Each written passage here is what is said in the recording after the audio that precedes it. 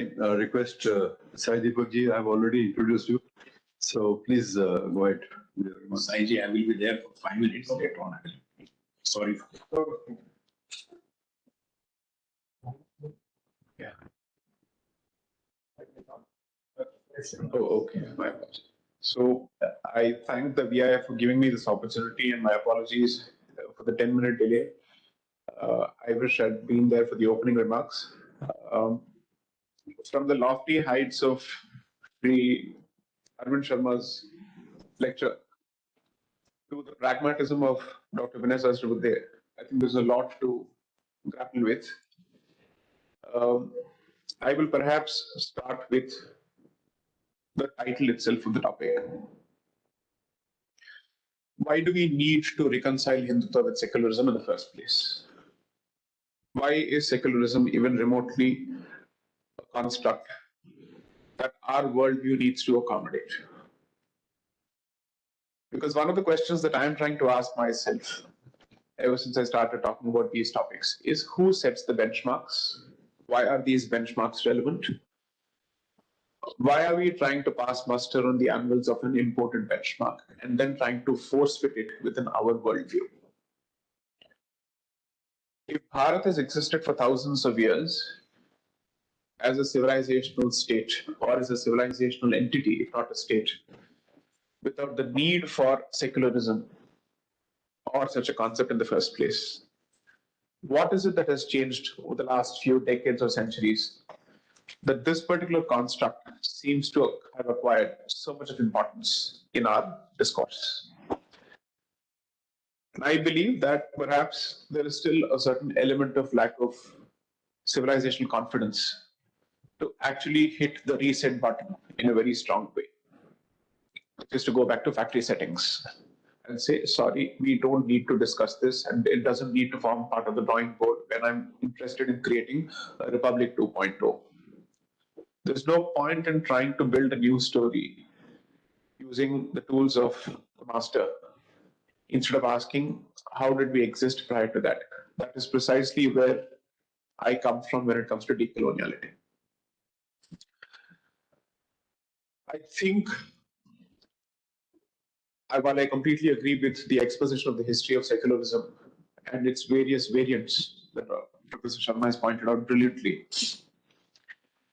as long as we continue to use that word, its inherent semantics will continue to dog us.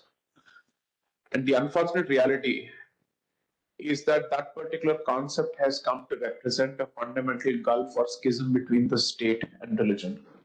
And that needs to be done away with, at least given our geopolitical realities and our civilizational challenges.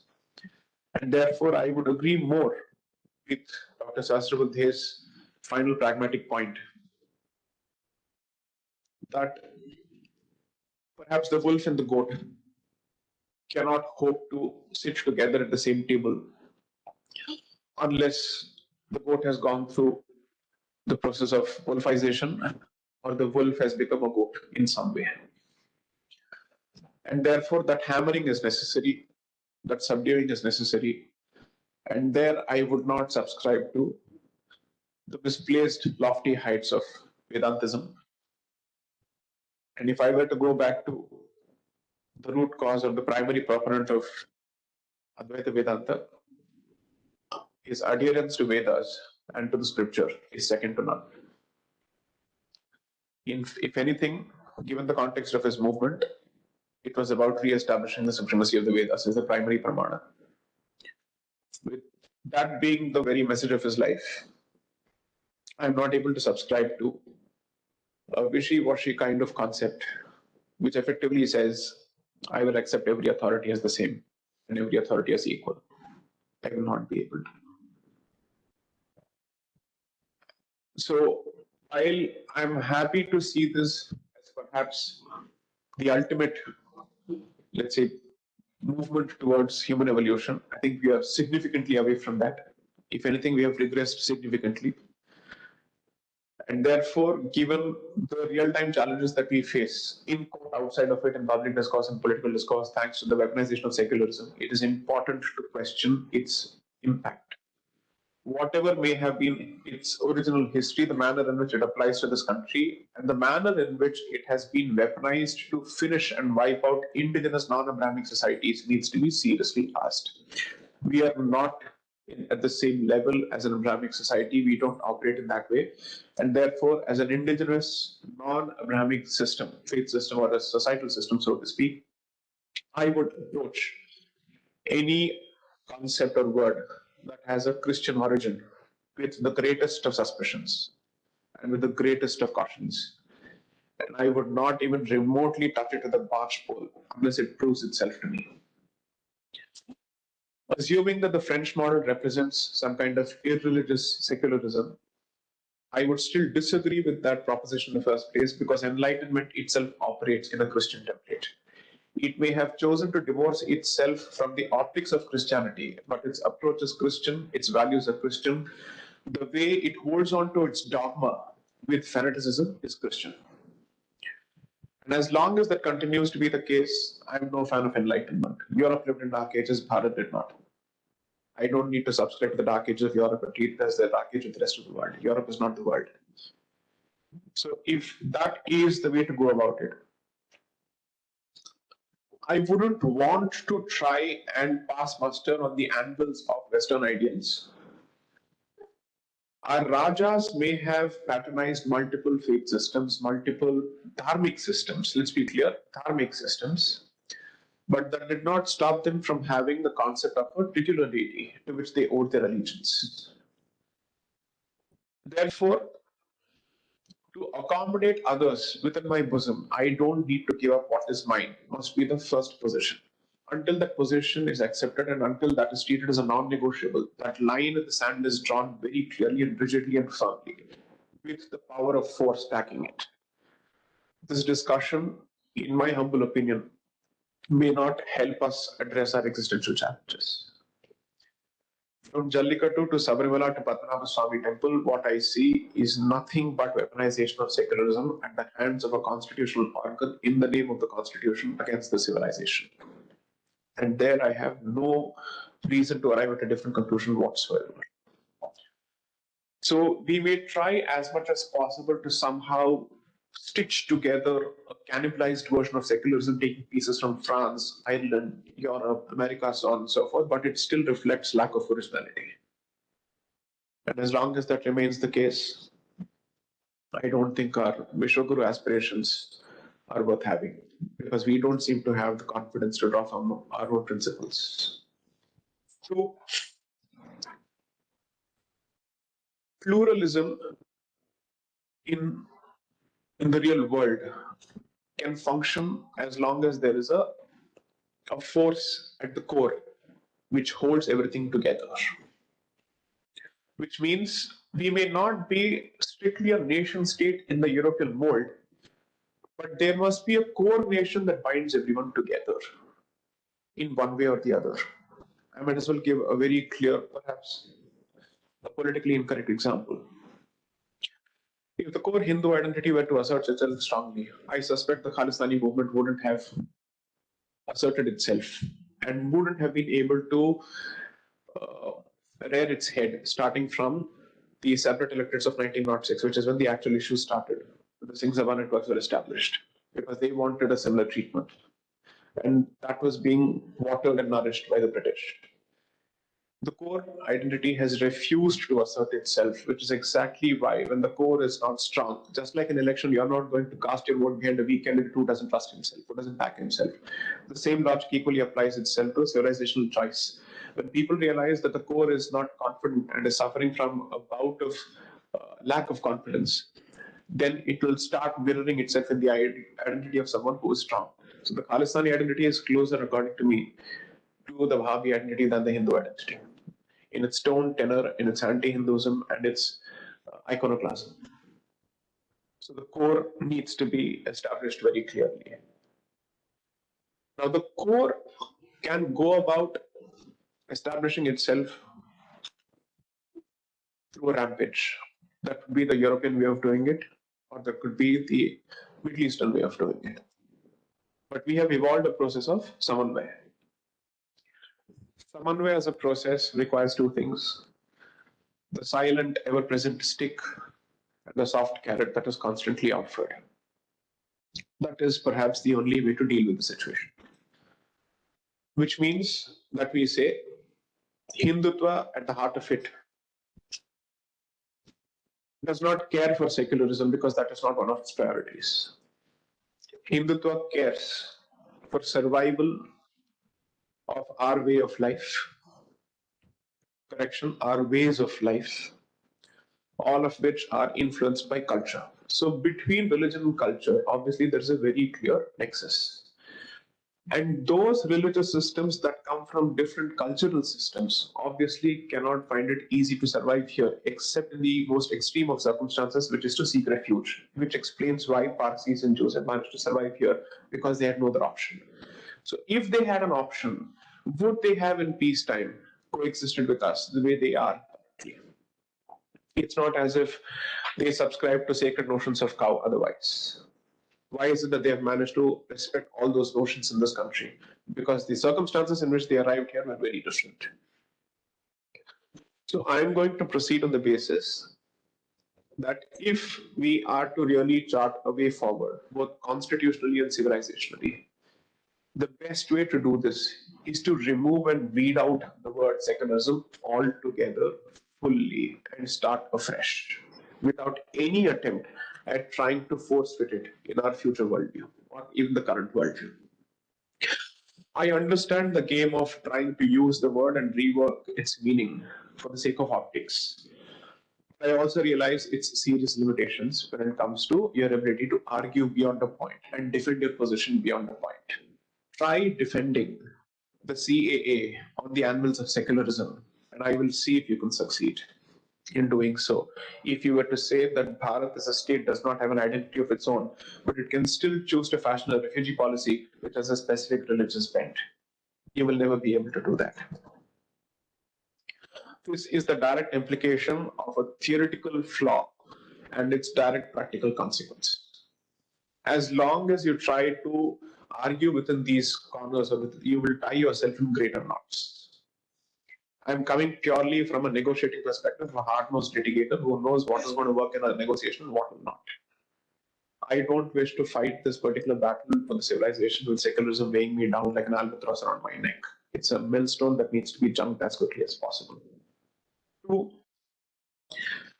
if I'm interested in creating a greater Pax Indica, I'm much more interested in creating a model, a feasible model for the rest of the world to emulate, rather than trying to co-opt them prematurely. The best way to convince people is by creating a workable model, proof of concept. Bharat already, in the manner that it exists, as a plural society, as a plural dharmic society, is already a proof of concept of Vasudhaiva Kutumbakam. But at the heart of that particular social experiment has been the concept of dharma. I will never extend the use of the word dharma or its connotations to non-Indic faith systems until they indicize themselves. Which means Indian Judaism can perhaps be called an Indic faith system. The Parsis of Bharat could be treated as a separate form of Zoroastrianism, which is Indic in nature, not in their pre-form, in their pre-conquest form. Which is perhaps one of the reasons that I refuse to buy the myth called Indian Islam. Still, I'm not ready to buy that yet.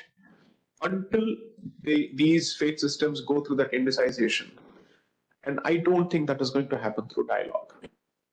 Unfortunately, I don't think that's going to happen through dialogue. Germany needed 2 bitter lessons to calm down. Japan needed a massive lesson to calm down. Some people need a massive lesson, because any attempt at dialogue, if it's seen as weakness, it's not going to help in any kind of reconciliation. So I don't want to use either Vasudhaiva Kutumbakam or Ekam Sadbhadanti, nothing of that sort, because all of these apply only to dharmic systems. These are not dharmic systems. They don't follow natural law. They don't believe in cosmological balance. They don't believe in reincarnation. They don't believe in karma. They don't believe in Varnashrama Dharma. They don't believe in any of these aspects. Such systems can be accommodated within the dharmic fold only to the peril of, at the expense of, the civilization and its fundamental principles. This is perhaps my limited submission here. I'm happy to take questions, but I'm very clear about one thing. It's okay to perhaps say a few things for the sake of optics from a different platform, but at least in these discussions, I think it's very, very important to get hard-nosed, because there must be some place where the hit reset button is considered seriously as an option, not just as something that can be considered in the realm of theory. I'll give you a simple example and I'll leave it at that.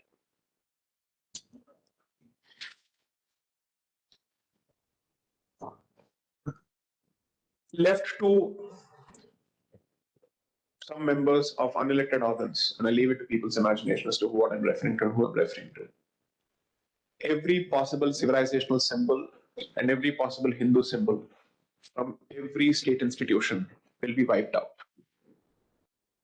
And I've heard them speak in their private discussions as to what exactly they think about this culture's, this land's culture and its faith system. When the mic is off. So I refuse to buy the possibility of coexistence as long as the other silently operates with the hope that one day you will convert. They are willing to bide their time and use every means possible. Trying to force fit secularism within the rubric of Hindutva is to start from a position of compromise and concession and negotiation. That's always a losing position. The best way to negotiate in any situation is to hold on steadfast to your guns, metaphorically speaking, of course, from a position of intransigence, and then walk towards the middle ground if there is some kind of overture from the other side. If not, as a civilization, which is perhaps the last standing mothership of indigenous non-Abrahamic civilizations, which has a responsibility as far as the Asian future is concerned. We have the leadership of Asia because I don't think China can do it, not with its mindset, not with its disrespect for nature, not with its inability to understand. Anybody who can actually establish a base on our holiest of sites can never be trusted. So considering all this, we have a huge responsibility. I don't see the world moving towards the existence of a single religion. Pluralism, I certainly agree, is the way forward. But pluralism will go hand in hand with spheres of influence. You will have a Bharatiya Hindu sphere of influence. If Christianity develops, regrows a spine, it will find a base again. Its last standing goalpost or outpost is United States, which is going through a fantastic phase of implosion while I watch it with Coke and popcorn.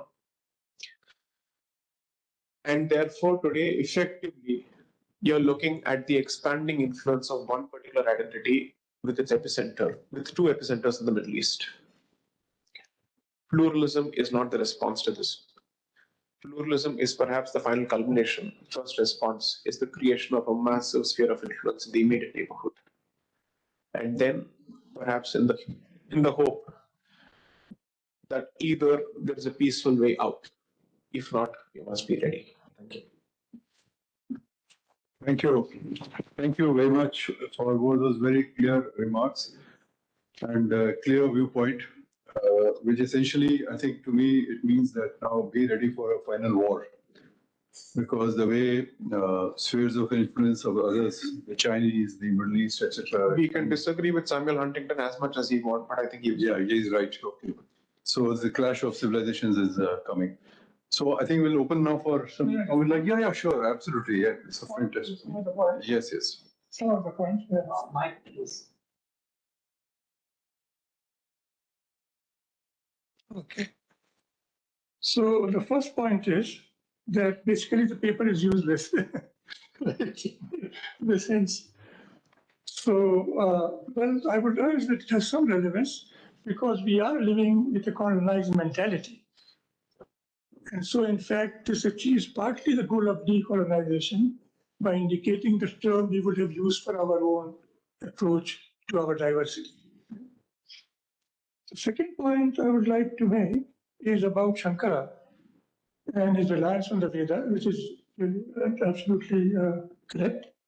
But what I find intriguing in Shankara is that he also uses Anubhava as a very important category. And if we take that into account, then there's a very interesting coincidence between a statement in Bhartrihari where he says, the ultimate test of spiritual truth is Swadhuti Manaya. The only test of it is your own experience. And Shankara says in his commentary on the Vedanta Sutra, Katham Ekasya, how you can challenge the experience of someone, Katham Ekasya Swahridaya Pratyam, Brahma Vedanam Sharir Dharanam Cha. That is, I myself have this experience. Katham Anne Pratikshatam Shapita, how can anybody challenge it? So we have this commitment to the Veda, but we also have these other windows which enable us to reach out to others and a broader platform. The third point is about the need for a core with pluralism. I would prefer the use of the word anchor. So that for our religious literature, yeah, it's profuse, profound, prolific, but it always brought in some connection with the Veda. Fifth Veda, Tamil Veda, Jivan Veda, sort of. And that serves as an anchor, stabilizing, as a stabilizing influence on that pluralism. Otherwise, it will just become dispersed and disintegrated. Yeah, okay. We can pursue these points further. Now, the one about Sikh, the Sikh example is very interesting.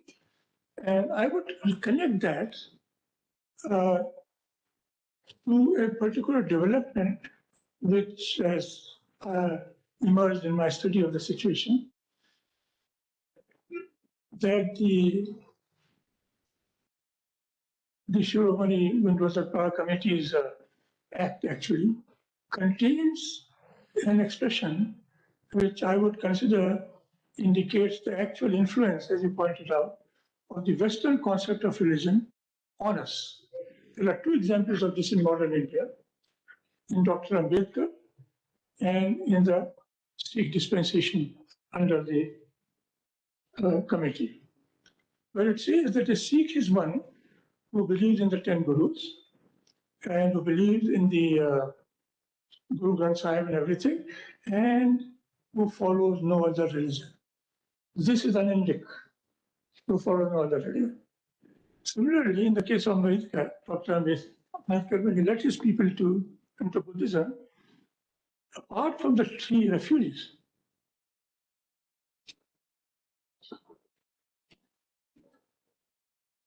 he also made them renounce various Hindu gods. This is totally un-Buddhist. In fact, there are examples from the canon, Buddhist canon, where a Jain, actually 2 Jains, offered to become lay followers of the Buddha when they are convinced of his teaching. The Buddha asked them, will you continue to patronize the Jain community after becoming a follower? And when they say yes, only then he accepts them. So this is the litmus test. The other, you reject the other, you are indifferent to the other is fine. You transcend the other is fine. But if you reject the other, you are in trouble with the Indic point of view. Okay, about the Zoroastrian and the Jews. Now, I would argue, though, okay, we'll revise my position later on, but my preliminary position is that Zoroastrians and the Jews are not perceived as problems by us because they do not convert. So the real test is whether you convert somebody else or not. And as opposed to the numbers, is it a qualitative thing or a quantitative thing? This is what we have to decide. I never looked at it from the point of view just indicated by Sai Deepak, that it might be because of the numbers. I always thought that because they did not see concept in it, therefore they were accepted. Okay, about Asia's past and the role of China in that, a very interesting point, because I would have normally included China, but it is pre-communist China which serves as a model, but not post-communist China. So otherwise, we would have said that India represents the Dharmic worldview and Japan continues to represent it. Communist China also represents it. So there is this delicate issue of what to do with China. And therefore, in connection with Asia's past. And then we can claim that just as earlier on it was claimed in the case of secularism, that Europe's past is the world's future, we can now claim that Asia's past is the world's future. So pluralism.